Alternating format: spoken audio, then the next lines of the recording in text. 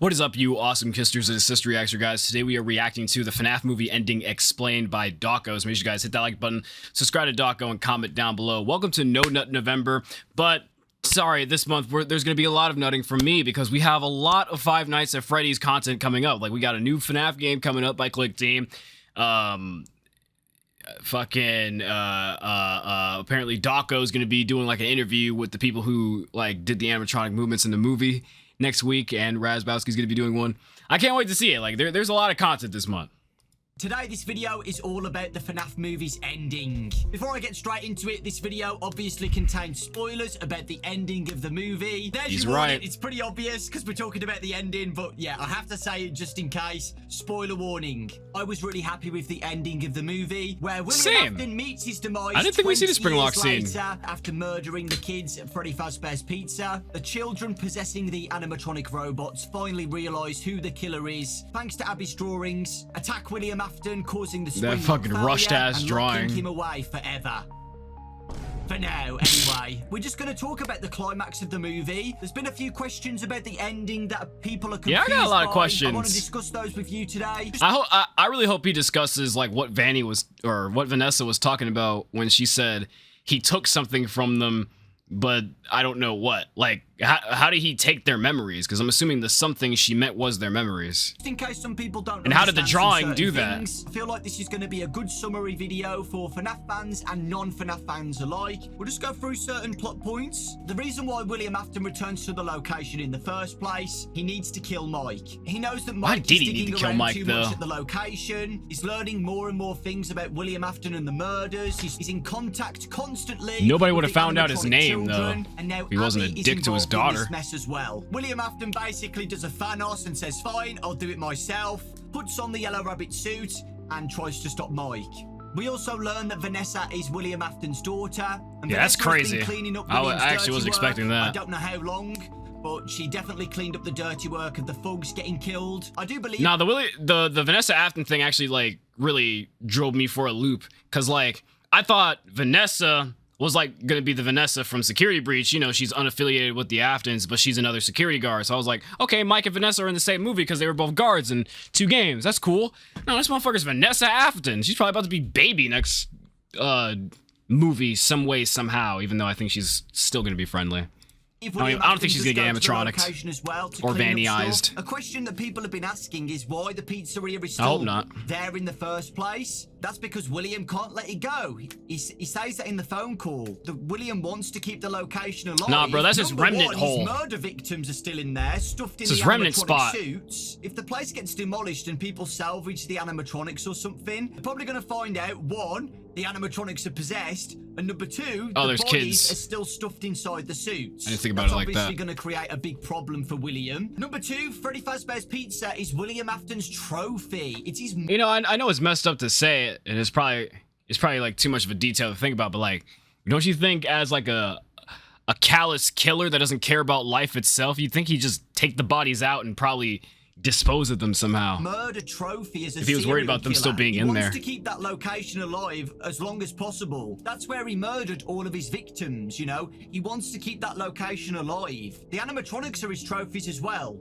And the biggest reason is he is a serial killer. He likes to kill people. Bro is insane. He's manipulated his victims to he said to clean the mess you created. Of course he would want to keep the location Bro is running. insane. He's killing more and more people. And he's getting away with it. For 20 years he's been getting away with that. How does he keep getting more and more people killed? He changes his name to Steve Raglan and becomes a career counselor. Like, you would have thought he would have been caught, bro. We don't know how long and we don't know how many people he's killed. He hires new people as a security guard at his trophy location to get killed by his animatronics. That's why he is a career counselor. Just look at his face. Thing about it too, in Mike's case, is that he can read people's profiles, and if he recognizes anybody's names or anybody's last names, he'll try and persuade them to be a night guard to get killed, because he obviously or he'll give himself away by looking terrified. It's a perfect situation for William Afton. He's getting everything that he wants. So yeah, Torture Freddy is William Afton's creation as well. Just a really evil way,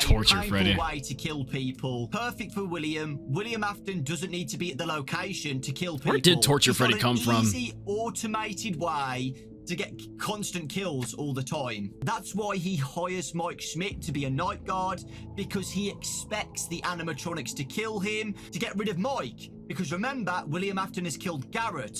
So of course he would want symmetry, Mike my dead, friend. because it's his brother. Mike is facing the killer right now. So of course, William. I wish Mike would have got some shots in on him, though. Afton's plans fail. Number 1, Mike manages to escape the animatronics. Number 2, look at that Abby happy is there, face, creating even more problems. And number 3, Vanessa, his daughter, is starting to. Yo. Yo, Twitter.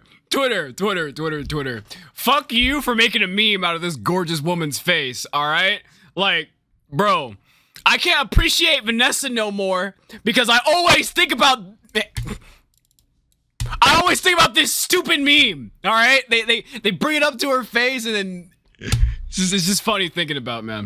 Side with Mike and Abby. That's the point where William's like, I've had enough. Can't appreciate her good acting in the film. Because y'all are here zooming in on her face. Deal with Michael himself. The reason why William Afton puts on the Yellow Rabbit suit, the Yellow Rabbit is the animatronic's best friend. When he's in that suit, he can manipulate the animatronics to do whatever he wants because they trust him. They listen to him. Like, They've been why, listening though? to him for 20 years. And number 2, he's super powerful in that suit. I'd be mad as hell if I seen a yellow bunny suit. Push Michael that hard and kick him that hard because he's got extra power with the animatronic suit. It's strange. Yeah, I'm kind of confused on how he didn't just break his jaw at first with the first kick that he did, because that kick was nasty. Like bro lifted up the whole leg for that shit, and Mike went flying. Surprised Mike wasn't broken like Vanessa. Strange how only one side messed up of like the Vanessa. suit She was only is stabbed withered or damaged compared to the other side. I don't know if that's a detail that. By the way, I don't know why people think that she's gonna somehow come back as Vanny if she's been stabbed. There's a lot of people on Twitter alongside with the zoom up of her fucking face. They're saying, yeah, she's gonna come back brainwashed in the next movie. Bro, he only stabbed her in the chest. She's gonna get up from that bed in like probably a couple of months and be like, oh, what's up, Mike? Like, are we gonna go on a date or what? That's the only thing that's gonna happen. Cause like, I don't think you get brainwashed or anything like that by being stabbed. Plus, she told him the killer's name and what he did. So she was like an enabler, cause she let her dad get away with it for too long. But like, at the same time, I think he abused her, so she wasn't gonna let him get away with it for too long. And that's why she told Mike. Just to make him look a bit creepy and withered a little bit.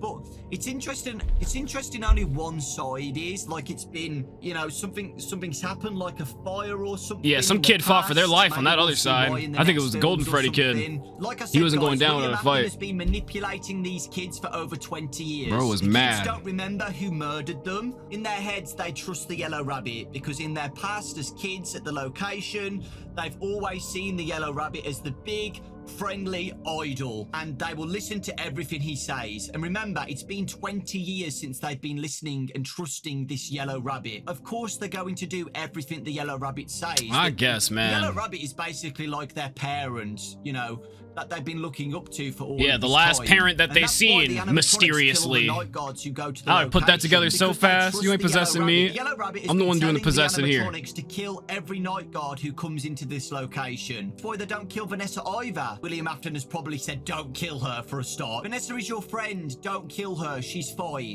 Vanessa's been going back to the location as well over and over again on her rounds. Dawko knows damn well why he keeps on using that still of Vanessa. There's so many good shots of Vanessa, bro.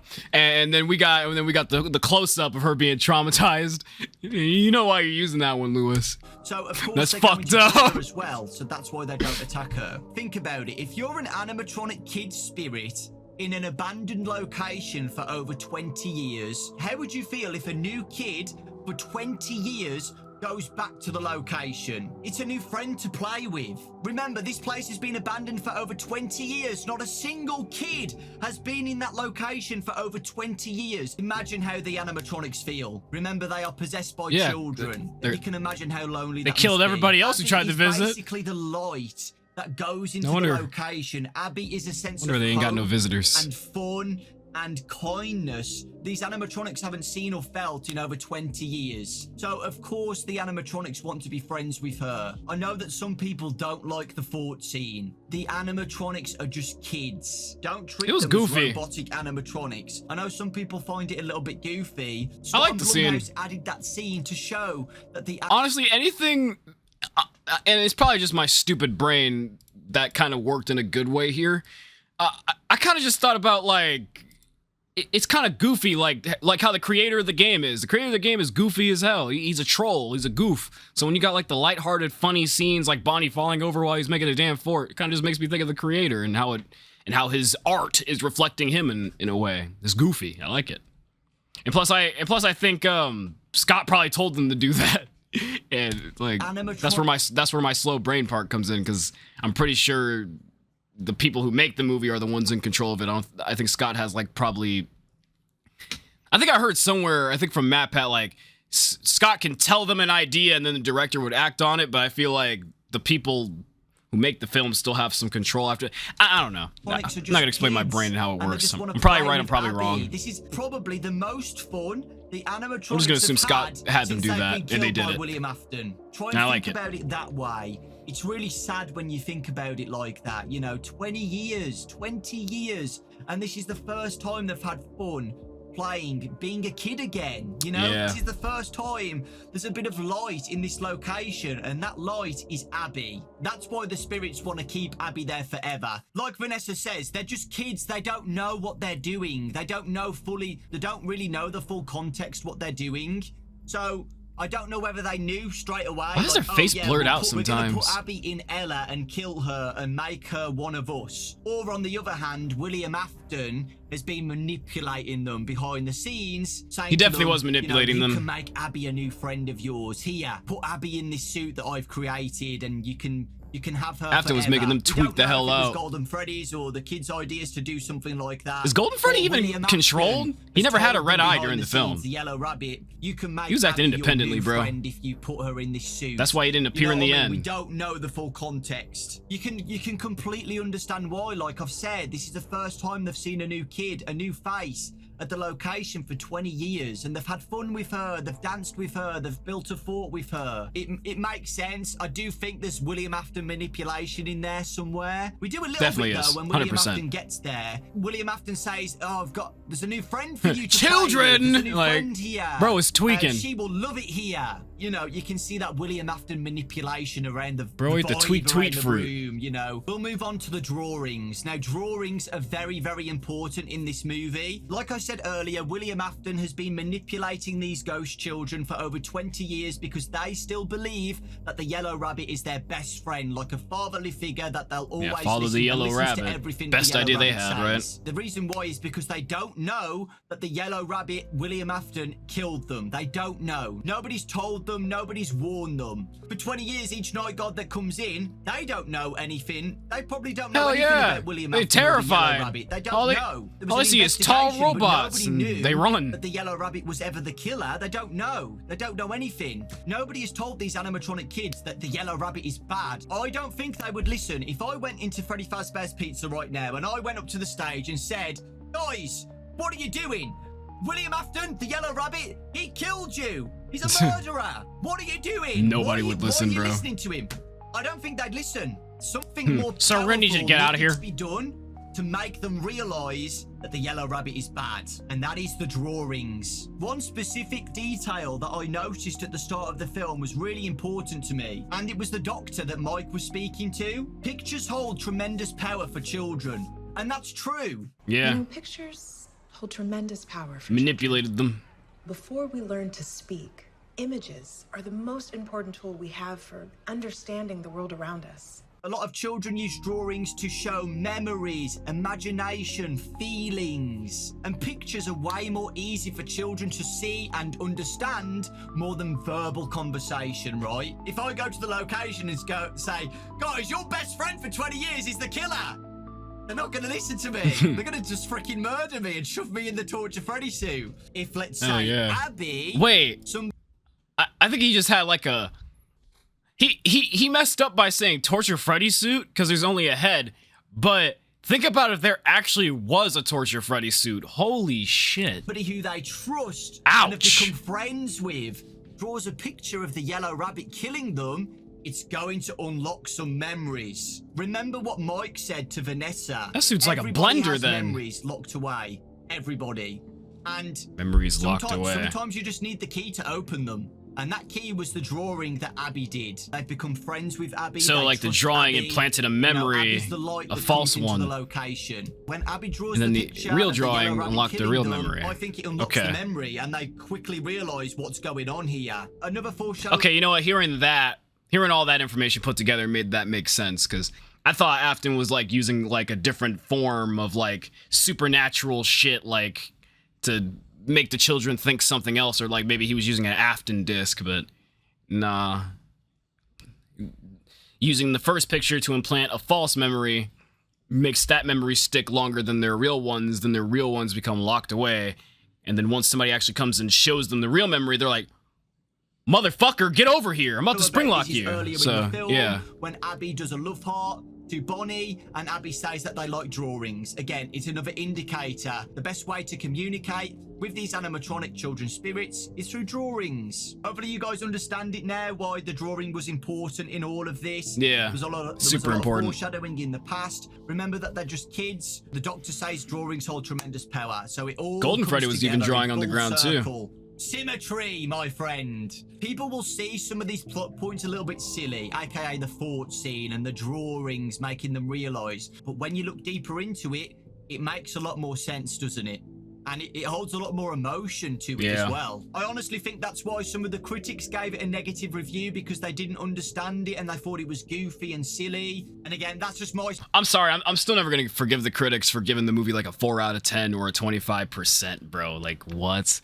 Like, when I heard those reviews before I even seen the movie, like, I thought the movie was going to be bad, or like there's going to be no jump scares or no horror in it, or no attempt towards horror. I thought it was just going to be all jokes and stuff, but nah, they actually tried. Speculation, by the way. It's just I'll accept a 7 out of 10 or 6. Sense. You can see the frustration. But a 4 and a with William Afton 25%? when he realizes, hold on, what's going on? They're turning against me. Like, I created you. Because he did. Shaggy's he took pissed. The kids and shoved them in the suits. He created the monsters that they are. And he tries so hard to bring them back. He's like literally talking down to a child. Like, look at you. Look at what you've become. Wicked beasts. He's desperate now. He's trying to manipulate him even more. Like, telling them off. If you're an adult telling a child off, they'd usually back down, you know. We've all been through it at school and stuff, right? They don't back down because they know now. But yeah, I thought that was a cool detail as well, like William trying to put them down. Some of you badass motherfuckers better listen to that teacher. Go to school. Stay in school.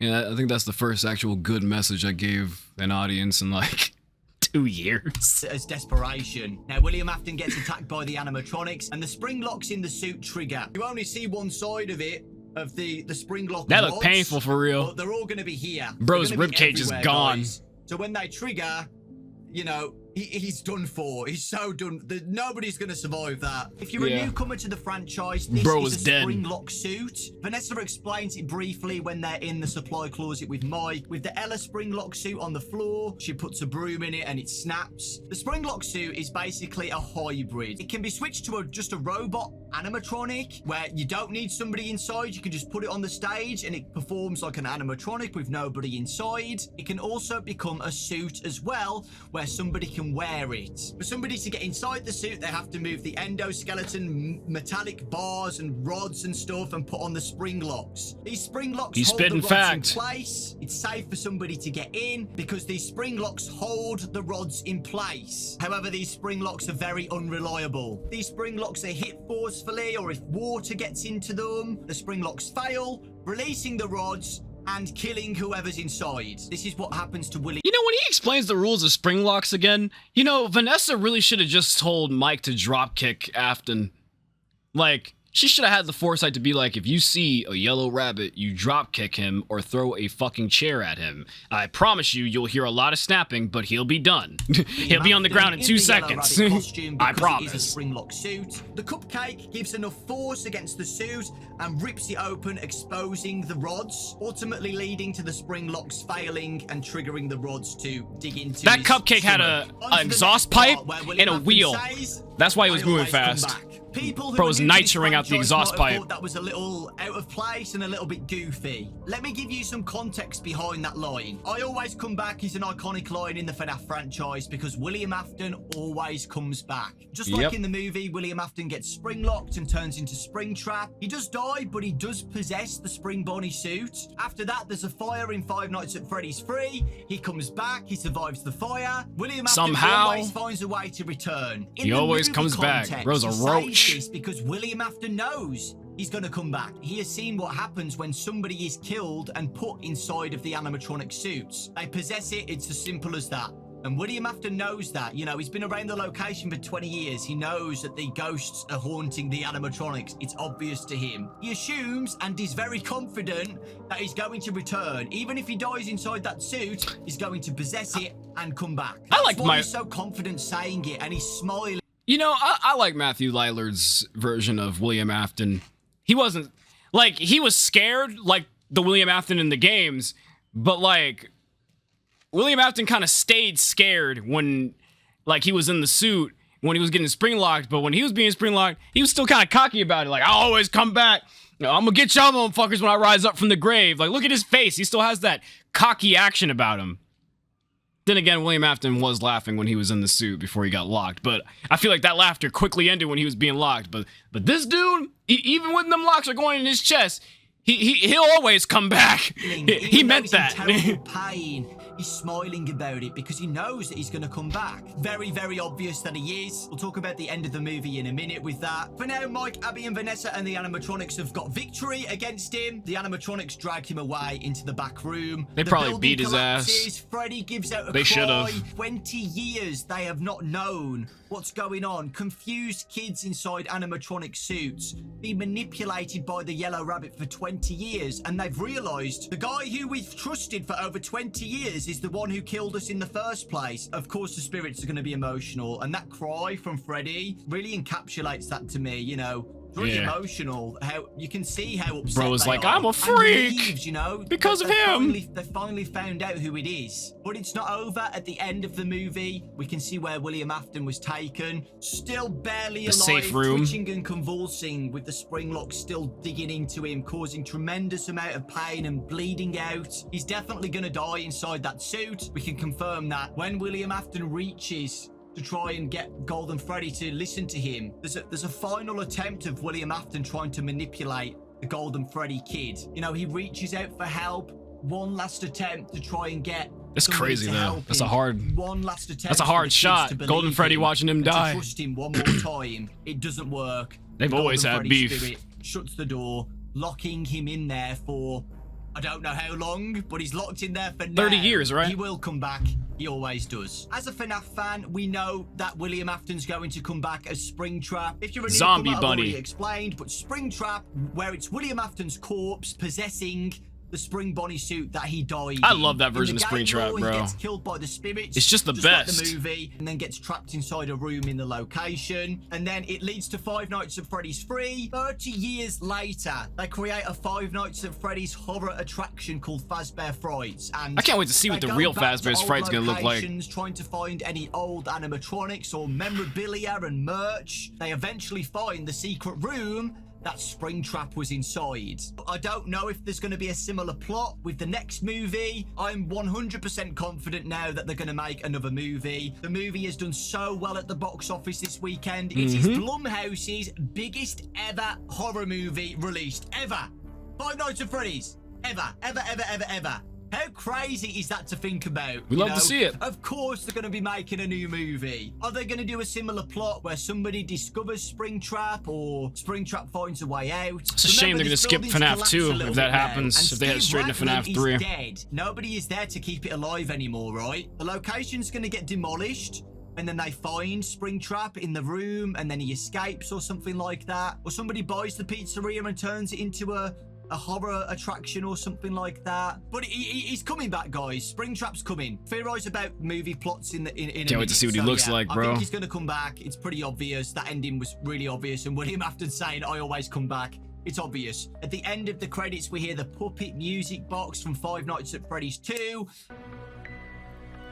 Yeah, why did they play that? Are they actually gonna go? The Atari robot voice saying, "Come find me." Are they actually gonna like make a FNAF 2 location? I hope they do. It's my favorite game. My favorite one out of every FNAF. This is going to be a sequel, probably all about the puppet and the FNAF 2 location with the toys. Yeah, where was she? The puppet is the first victim in the game lore, killed by William Afton. I guess technically the puppet would be Garrett, right? Not a her. That kid then possesses the puppet. The puppet is the original victim, who then gives life to the other victims as the other animatronics. I don't want to make things too complicated for this video. The victim of the puppet is called Charlie, and Charlie is Henry Emily's daughter. Henry was a I don't know. That's like the number one thing you would always have to say when explaining Five Nights at Freddy's to somebody. Just like, I don't want to make things complicated, but, and then you just list off a bunch of complicated shit. Like how a kid can just get inside of a puppet suit after he dies for no reason, somehow has the ability to become Jesus Christ and give life to anything that he wants. Like, owner of Freddy it's so complicated. William Afton. I love this series. And William both had a business together. I don't want to make it too complicated and go off track.